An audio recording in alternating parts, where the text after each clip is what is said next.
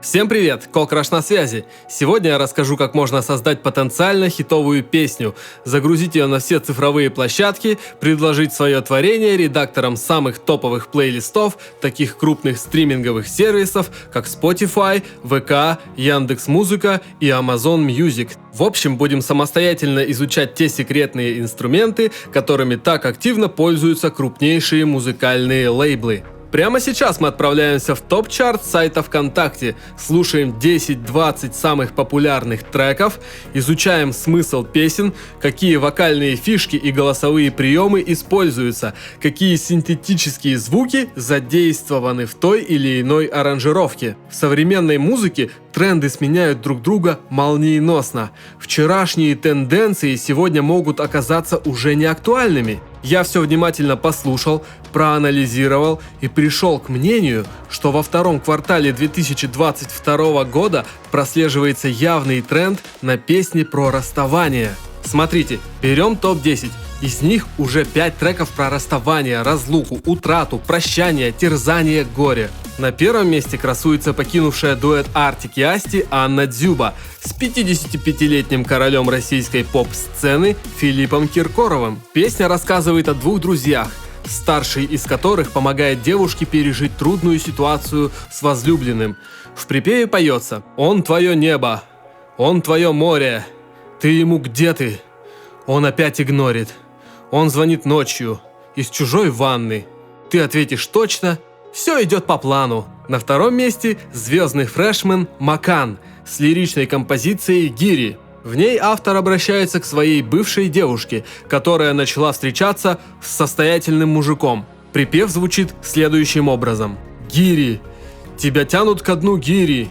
Бери, если нету сердца, мое бери. Не звони потом по ночам.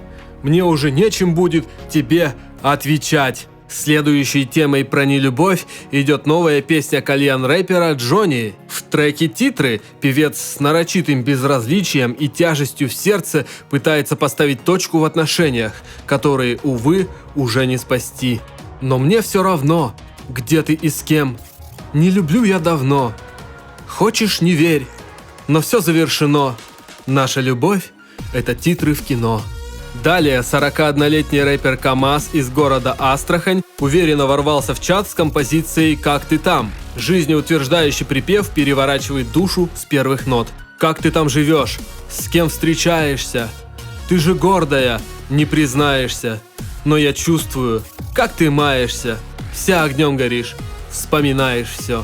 Хамали и Эллаи попали в чарт со свеженьким хитом для всех кальянных «Не плачь, не реви». Припев душераздирающего рассказа о сложных любовных отношениях запоминается и въедается в голову с первого же прослушивания. Под него так и хочется забить кальян табачком высшего сорта, поджечь уголек и погрустить как следует. Припев: «Девочка, не плачь, не реви.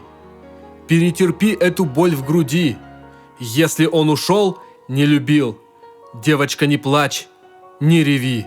За пределами топ-10 тоже имеются песни про расставание. На 11-м месте располагается тандем из двух ярких и уникальных артистов, кальянщика из Нижнего Новгорода Рамиля и вышеупомянутого Макана. Совместная работа MP3 – душевная мужская лирика о чувствах, переживаниях и неопределенности. «Все, что было между нами, сохраню в MP3. Кину в камин, пусть догорит. Что болело ночью, то пройдет до зари. Танцуй с другим. Я без обид». После того, как Анна Дзюба отправилась в сольное плавание, второй участник дуэта Артем Умрихин решил не менять название своего проекта и дропнул новый трек «Гармония» под тем же именем Артик и Асти. Вместо Асти поет новая вокалистка. Признаться честно, огромной разницы я не заметил, ведь припев выдержан в лучших традициях их танцевальных бестселлеров. «Я укрываюсь дома теплым пледом. Мы с ним на потолке считаем звезды, а ты на тусе убиваешь кеды. И убиваешься, что слишком поздно». Бывшая участница женской поп-группы «Серебро» Ольга Серябкина оказалась в чарте с песней о любви к себе «Бывшие». В тексте говорится о том, что нужно вовремя отпускать бывших из своей жизни и забывать о них в хорошем смысле этого слова. Припевчик. «Бывшие всегда за спиной говорят плохо, А мне так они думают, что без них будет мне одиноко.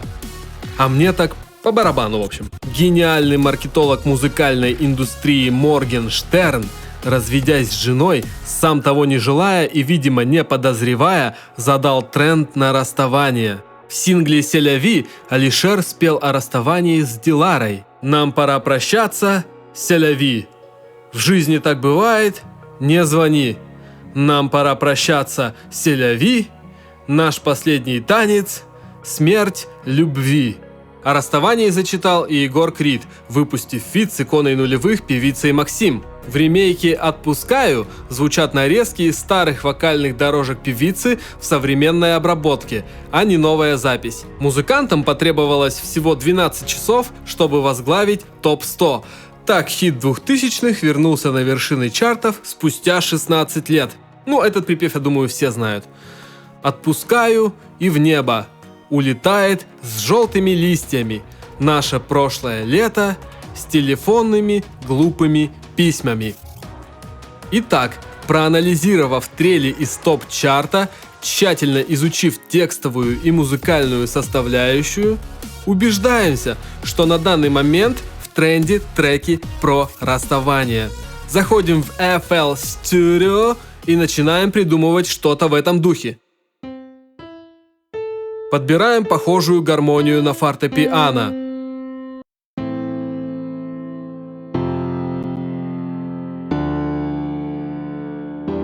Добавляем струнных, используя самый известный прием на гитаре.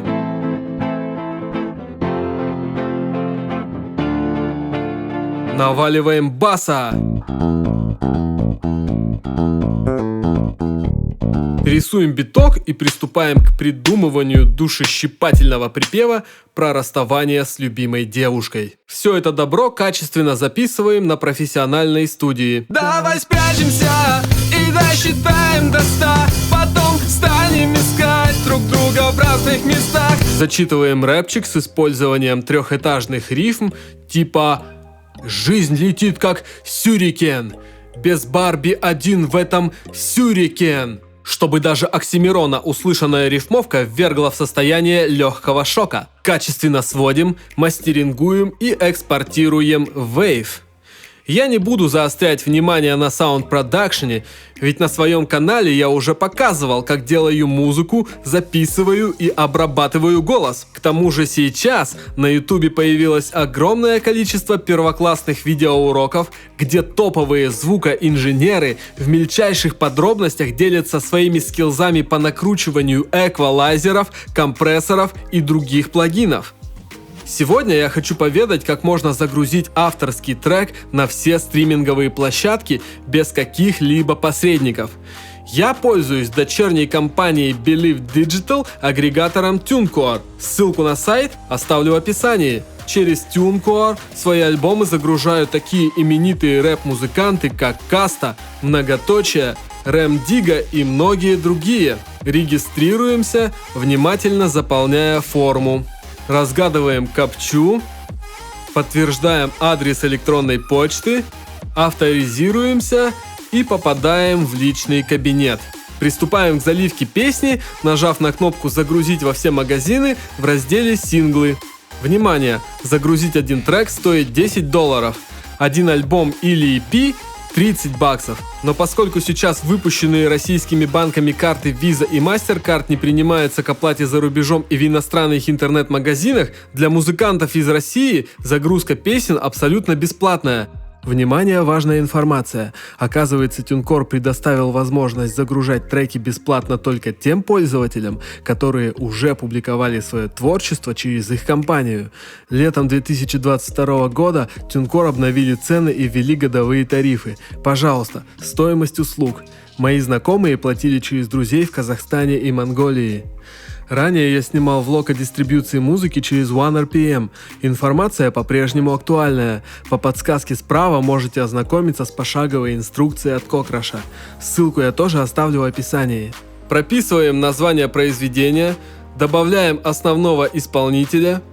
Если вы или лейбл уже издавали свою музыку на цифровых площадках, то, указав имя пользователя, поисковик автоматически найдет ваш профиль в Spotify и Apple Music. Мое имя Кокраш определяется без каких-либо проблем. Если ваш никнейм не обнаруживается, то можно вставить ссылку на свой профиль вручную. Находим себя в спотике, копируем прямую ссылку на свой профиль, вставляем и переходим на следующий этап. Тут все так же. Нужно найти ссылку на свой профиль в Apple Music, нежно скопировать ее и аккуратно вставить. Синхронизированные странички подсвечиваются зеленым цветом. Ну а если вы впервые грузите свой трек через дистрибьютора, то соответственно ваши профили на стриминговых платформах еще не созданы, и TuneCore их создаст при отгрузке дебютного релиза.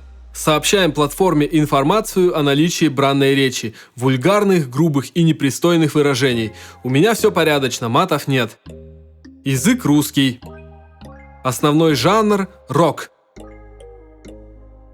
Дополнительный жанр – хип-хоп, рэп. Дата выхода. Сегодня 7 мая 2022 года. Можно выпустить хоть на следующий день, но я запланировал дропнуть эту тему 3 июня. TuneCore советует, чтобы у магазинов было достаточно времени на обработку, рекомендуем ставить дату релиза ориентировочно через 4 недели от текущего дня. Это нужно еще и для питчинга, о котором я расскажу вам чуть позже. Время размещения я обычно не трогаю, соглашаюсь с тем, что предлагает компания. Релиз выпускался раньше? Мой трек не выпускался, нет. Выпускающий лейбл. У меня он отсутствует, поэтому указываю название своей звукозаписывающей студии. Оставшиеся поля к заполнению не обязательны. Сохраняем и переходим к следующему этапу. Нажимаем кнопку «Добавить в магазины». Убираем галочку возле надписи Store Automata. По мне, так это бесполезная трата денег. Она нужна только для того, если условный Twitter расширит свой функционал до стриминга музыки или появится абсолютно новая цифровая платформа. Тогда ваши треки автоматически будут туда добавлены. Я просто ставлю галочку возле надписи «Разместить во всех подключенных магазинах» и сохраняю. Далее проверяю, в каких социальных сетях TuneCore разместит мое творение. YouTube Content ID, TikTok, Facebook, Instagram, Reels. Все как надо. Сохраняем. В предпоследнем пункте необходимо указать автора песни, имя и фамилию по паспорту. В правах на публикацию я сообщаю, что да, я написал и контролирую 100% песни. И галочкой подтверждаю, что у меня есть договор на сочинение песен. Поскольку это мой сольный трек, соисполнители отсутствуют, а если бы я с кем-нибудь фитанул, указал бы дополнительного исполнителя. Советую всем заранее набрать текст в Word, чтобы в попыхах не печатать с ошибками, а просто скопировать и вставить. Обратите внимание на то, что каждая строчка начинается с большой буквы, в конце нет точек, запятых и прочего. Можно посекундно указать время начала клипа в TikTok.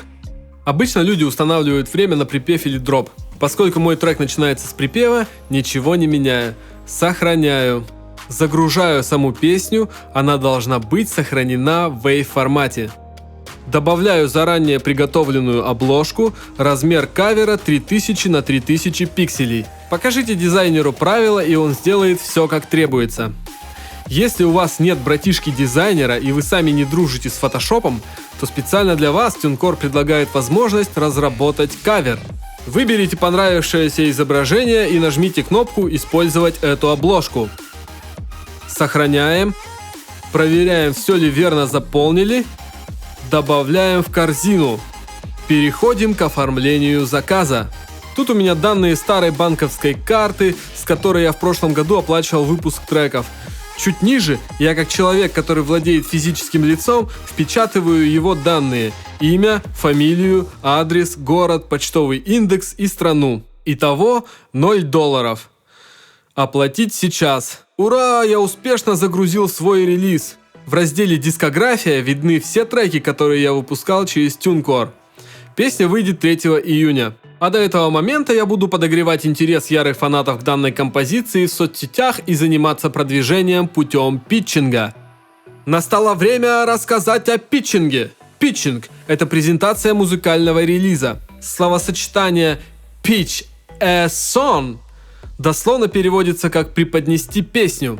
Соответственно, питчинг треков в музыкальной индустрии – не что иное, как презентабельное описание вашего релиза, которое используется для попадания в редакторские плейлисты. Свой сингл я загрузил 7 мая. Спустя всего лишь 2 дня, 9 мая, на почту пришло уведомление, что трек уже доставлен в Spotify и будет опубликован 3 июня. Кстати, я не просто так указал дату релиза за 3,5 недели до момента публикации. Эксперты по продвижению Spotify рекомендуют музыкантам отправлять треки на питчинг минимум за 2 недели до релиза. Переходим в Spotify Artists. Я подразумеваю, что вы уже заливали музыку на все площадки и успешно получили доступ к модерации своего профиля. Если нет, то нужно зарегистрироваться. Благо в интернете полно пошаговых инструкций, как это можно сделать. Ссылку на сервис я оставлю в описании под этим видео. Я попадаю в свой кабинет и замечаю обложку загруженной песни. Нажимаю на нее. Мне предлагают выбрать трек для продвижения. Если бы я заливал полноценный альбом, на экране отображались бы все песни. И из них на питчинг можно было бы отправить только один трек. Поэтому я предпочитаю выпускать темы синглами. Представьте, вы начинающий рэпер, который записал альбом из 10 наикрутейших треков. Загружаете его на площадки, отправляете релиз на питчинг, наивно предполагая, что все песни из плейлиста попадут редакторам на рассмотрение. Но не тут-то было. Сервис позволяет продвинуть лишь один трек, а не все 10. То есть 9 оставшихся потенциально хитовых тем выпускаются, минуя питчинга. Один трек равно одна возможность. Следовательно, выгоднее выпускать треки не альбомом, а синглами. Таким образом, повышается возможность оказаться в каком-нибудь известном плейлисте, а выстреливший трек притянет внимание слушателей к остальному творчеству. Далее указываем родной город исполнителя. Иногда редакторы отбирают музыку в зависимости от того, где она была создана. Выбираем до 3 жанров.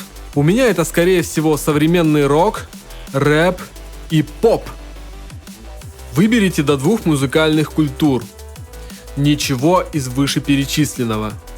Выберите до 2 настроений. У меня это скорее всего романтика и грусть. Выберите до 2 стилей трека.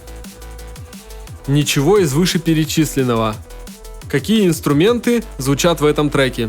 У меня играет акустическая гитара, бас-гитара, саксофон и фортепиано. Это кавер-версия? Нет. Это ремикс? Нет. Как записывался этот трек? На студии. Это инструментальная композиция? Нет, потому что я там пою и читаю рэп. На каких языках написан текст? На русском языке. Далее нам предлагается добавить описание. Предлагаю сделать это заранее, так как считаю этот момент особенно важным. Уложившись в 500 символов, нужно рассказать об истории трека и планах по его продвижению. Пожалуйста, мой текст. Песня о невыносимых муках расставания, горечи гнетущей разлуки. Над аранжировкой трудились лучшие музыканты Якутии. К пиару трека привлечены самые креативные блогеры и таргетологи. Я продолжаю развиваться, экспериментируя с популярными жанрами, выпуская в месяц по новому релизу, сотрудничая с талантливыми артистами. Готовится масштабный клип и концерт-презентация. В этой выжимке нужно убедить редактора в том, что твой трек достоин оказаться в топовом плейлисте. Ведь ты делаешь максимально качественный продукт, эволюционируешь в музыкальном плане, занимаешься продвижением своего творчества. Далее проверяем, все ли верно заполнили. Если все окей, жмем продолжить. Тем самым отправляем трек на питчинг. Ура! Меня благодарят за предложение и пишут, что новую заявку на питчинг я смогу создать сразу же после того, как этот трек выйдет на Spotify. Но это еще не все. Сайт ВКонтакте тоже запустил возможность продвижения музыки путем питчинга. И прямо сейчас я расскажу редакции ВК Музыка о своем релизе. Ссылку на формочку я тоже оставлю в описании. Тут все максимально просто. Вводим имя артиста или название коллектива. Указываем ссылку на сообщество ВКонтакте. Вот моя группа, можете зайти, послушать треки, если понравится, лайкнуть, респектнуть в комментариях и подписаться. Название релиза «Ты и я». Тип релиза «Сингл». Фокус-трек. Что это такое? I don't know. Поле оставляю пустым, тем более это для альбомов. Дата выхода 3 июня 2022 года. UPC код релиза. Его мы берем на том сайте, через который загружали трек. В моем случае на TuneCore. Вау! Пока я снимал, мой баланс увеличился до $1. Ура! Я делаю бабки на рэпе. Копируем код и вставляем его в соответствующее поле. Ставим галочку возле надписи «Я внимательно ознакомился и согласен с политикой конфиденциальности». Жмем «Отправить». Готово. От музыкальной редакции ВК пришло сообщение, что они получили информацию о релизе. Пишут, что обязательно рассмотрят заявку. Если ваша музыка попадет в редакционные подборки, вы сможете найти их в карточке музыканта в специальном блоке «Встречается в плейлистах». Вот тут. В общем, загрузив трек на все цифровые площадки за 3 недели до релиза, время не теряйте. Получайте доступ к профилям своего артиста в Spotify, Apple Music, ВКонтакте и Яндекс.Музыка, о которой прямо сейчас пойдет речь. И Яндекс предоставляет возможность сообщить о новом релизе. Если у вас недавно или совсем скоро выходит запись, на которую вы хотели бы обратить внимание слушателей Яндекс.Музыки, сообщите нам о ней, говорится на странице для питчинга, ссылка на которую, дорогие мои зрители, тоже будет ждать вас в описании. Тут-то, здесь-то надо поставить 2 галочки, подтвердив, что релиз размещен через лейбл или дистрибьютора и что с даты релиза прошло не более 14 дней. Далее по классике указываем имя артиста. Коротко о себе рассказываем. Я вот, например, Кокраш, рэп-музыкант и блогер из Якутии. Музыкальных наград и достижений сольно не имею. Указываю ссылки на соцсети. Думаю, у каждого есть аккаунты в ВК, Инсте, Твиттере, Ютубе и ТикТоке. Прописываем название песни. «Ты и я». Тип – сингл. Жанр или несколько жанров. Рок, рэп, поп.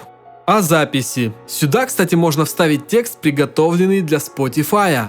Я уже показывал, где брать UPC. У меня он в TuneCore. Копирую, вставляю, указываю дату релиза 3 июня 2022 года. Жму «Далее». Яндекс хочет узнать мое настоящее имя и фамилию. Пожалуйста.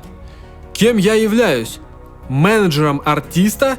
Нет, я сам артист. И вот моя почта. Туда придет информация, что трек получен. Жму «Отправить». Ура, все получилось. И последний сервис, где можно отправить трек редакторам плейлистов, это Amazon Music. Ссылку я, конечно же, оставлю в описании.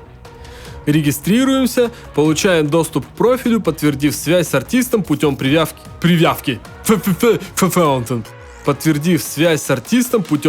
соцсетей к аккаунту. Трек на питчинг можно отправить в разделе «Новые релизы». Нажимаем «Pitch», вставляем описание песни, указываем жанры. У меня это будет пусть поп-рок, альтернативный хип-хоп и акустическая попсятина. Что это за версия песни? Оригинал. У этой песни есть текст? Да. Выберите язык.